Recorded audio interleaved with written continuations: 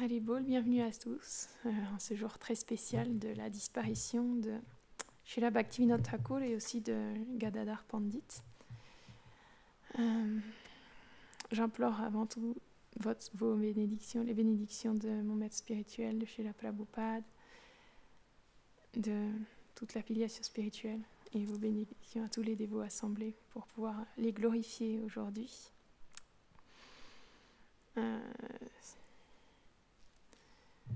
C'est des jours qui sont vraiment spéciaux, les jours d'apparition ou de disparition des grands saints, des Vaishnavas, parce que c'est toujours de bon augure de les glorifier ces jours-là, parce que c'est comme on a une audience spéciale avec ces grands Vaishnavas, ces grands associés du Seigneur. Et donc, je vais commencer par parler un petit peu de Gadadhar Pandit. Gadadhar Pandit, il fait partie du Panchatattva. Quand Krishna il vient en tant que Chaitanya Mahaprabhu, Nityananda, c'est Balaram qui vient en tant que Nityananda Prabhu. Et l'avatar de Krishna vient en tant que Advaita Acharya. Et la Shakti de Krishna, donc, qui est nul autre que Srimati Radharani, vient en tant que Gadadhar Pandit.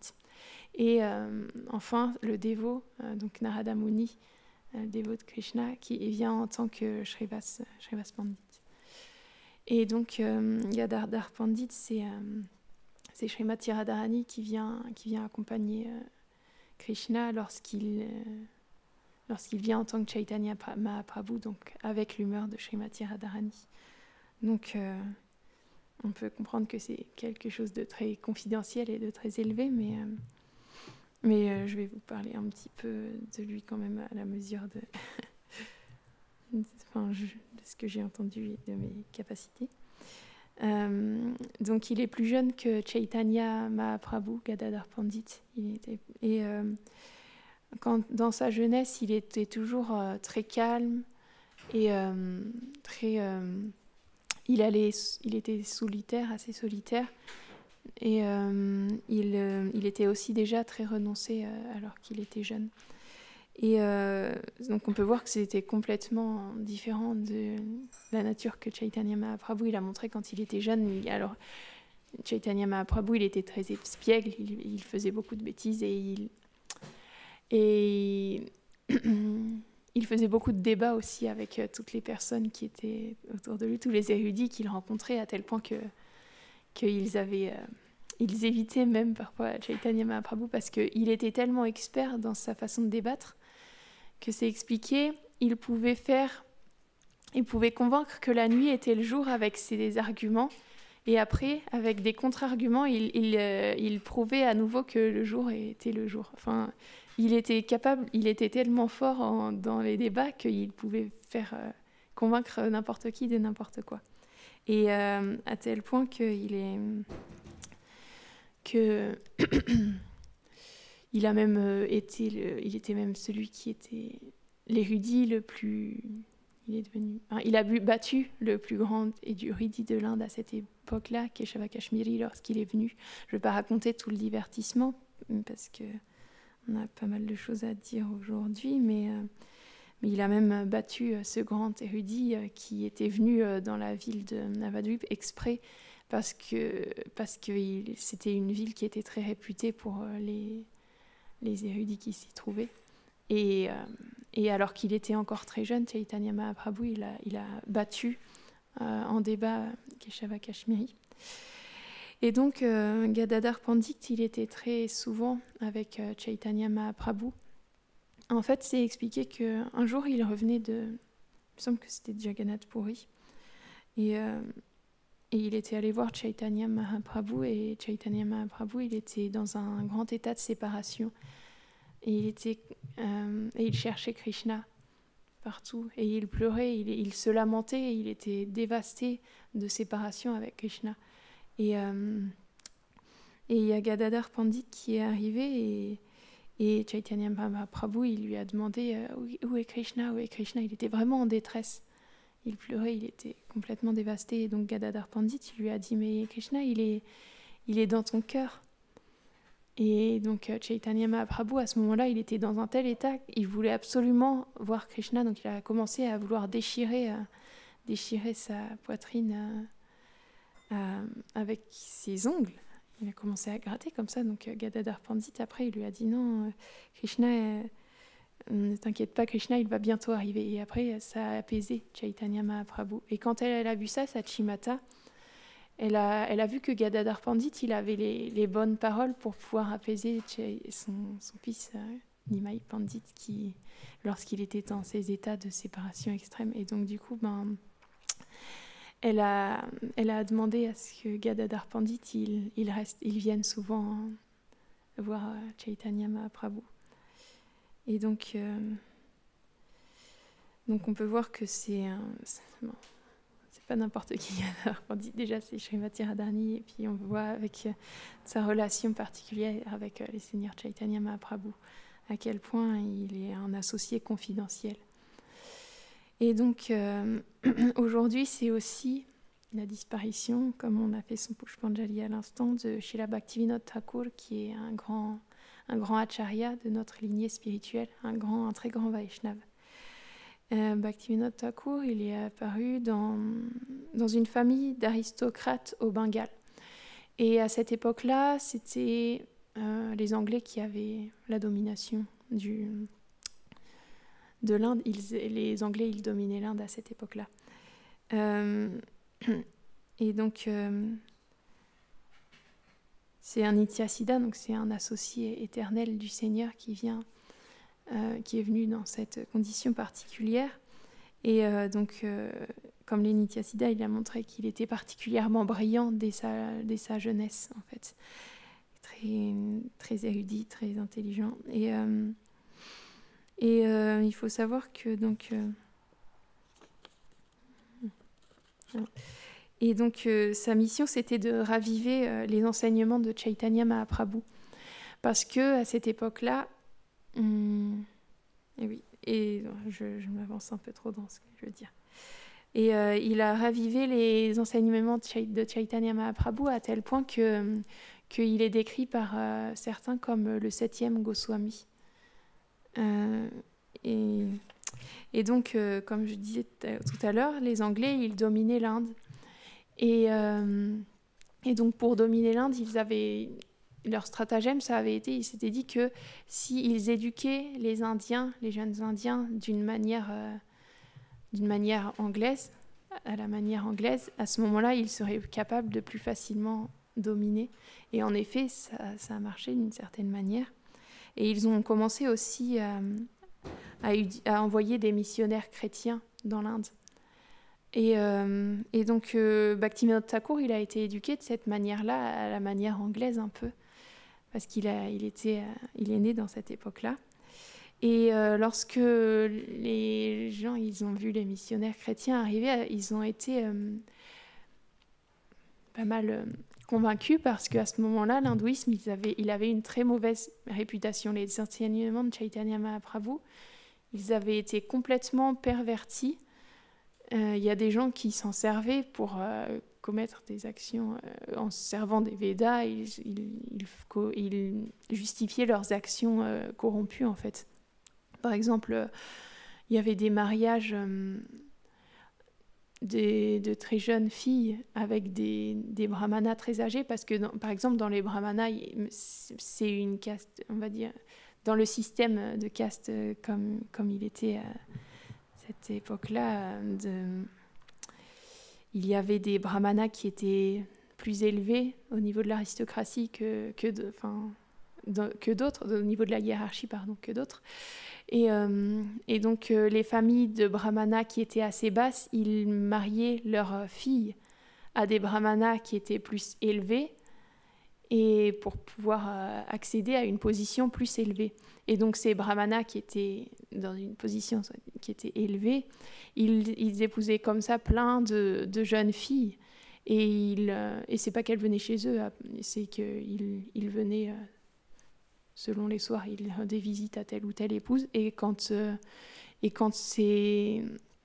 quand ces brahmanas, ils mouraient, quand ces prétendus brahmanas, enfin, ces personnes-là, elles mouraient, et les jeunes filles, elles étaient forcées au rituel de sati, donc c'était vraiment terrible. Ils les liaient les pieds et les mains, et ils les envoyaient dans le feu avec leur mari qui était mort. Et donc quand ils voyaient ça, les gens, évidemment, ils se sont mis... ils n'avaient pas envie d'appartenir à cette philosophie-là. Donc quand ils ont été touchés par le message chrétien, ils se sont plus dirigés vers un autre message. Et après ça, il y a eu comme un mélange qui s'est fait entre la connaissance que les Anglais ont amené du christianisme et l'hindouisme, ça s'appelait le Brahma Samaj.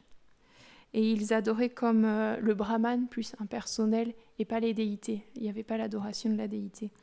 Et donc c'est un peu dans cette atmosphère-là que Bhaktivinoda Thakur il a grandi. Et au début, il était... il était comme... il comprenait pas... Enfin, il n'était pas très, on va dire, enclin au divertissement de Radha et Krishna. Pour lui, c'était comme quelque chose d'immoral. Il a montré ce divertissement-là parce qu'en vérité, c'est un associé éternel de Radha et Krishna, mais c'est comme s'il ne comprenait pas, et donc il rejetait ces divertissements-là de Radha et Krishna à Vrindavan. Mais après ça, il est venu en possession du Chaitanya Charitamrita, et ça l'a complètement convaincu, le Chaitanya Charitamrita. Et grâce à ça, en fait, il a pu comprendre tous les divertissements de Radha et Krishna, et comment le Seigneur, il échange l'amour de la manière la plus élevée à Vrindavan, etc. Et donc tout ça, il a compris toutes ces choses-là. Et étant donné que la philosophie, on peut voir que c'est quelque chose qui est très complexe à comprendre et à écrire et à lire, à assimiler. Mais Bhaktivinoda Thakur, il était très miséricordieux, et il a mis toute cette philosophie-là sous forme d'écrits en bengali déjà, parce qu'à l'époque c'était quand même du sanskrit, donc qui est beaucoup plus compliqué. Et il l'a mis aussi sous forme de poèmes, toute cette philosophie-là. Par exemple, on voit que dans la Sharanagati, c'est comme l'essence de la philosophie qui est mise sous forme de poèmes, et c'est comme aussi un manuel sur comment prier, en fait, comment implorer la miséricorde des Vaishnavas. Il a adapté les choses d'une manière très, très simple pour que ce soit à la portée de tous, pour que la connaissance la plus élevée sur Radha et Krishna et sur le service de Radha et Krishna, elle soit à la portée de tous. Donc il a eu cette grande contribution et on est tous finalement extrêmement redevables envers Bhaktivinoda Thakur, parce que c'est lui qui a mis en forme, il a beaucoup mis en forme la philosophie pour qu'on puisse y avoir aujourd'hui accès. Et donc, à côté de ça, bien sûr, il a contribué beaucoup à comment dire,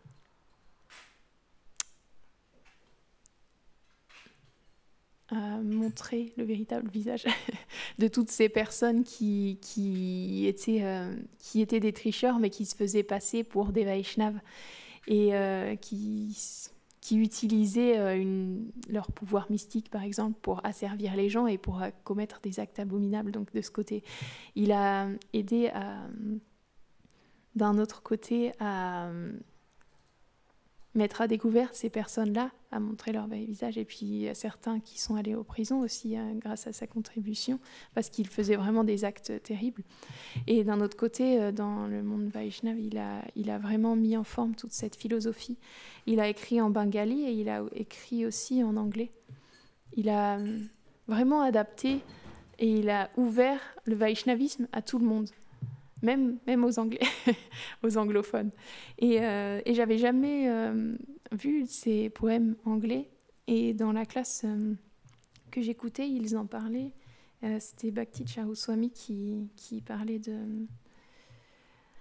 qui lisait quelques passages d'un de ses poèmes en anglais.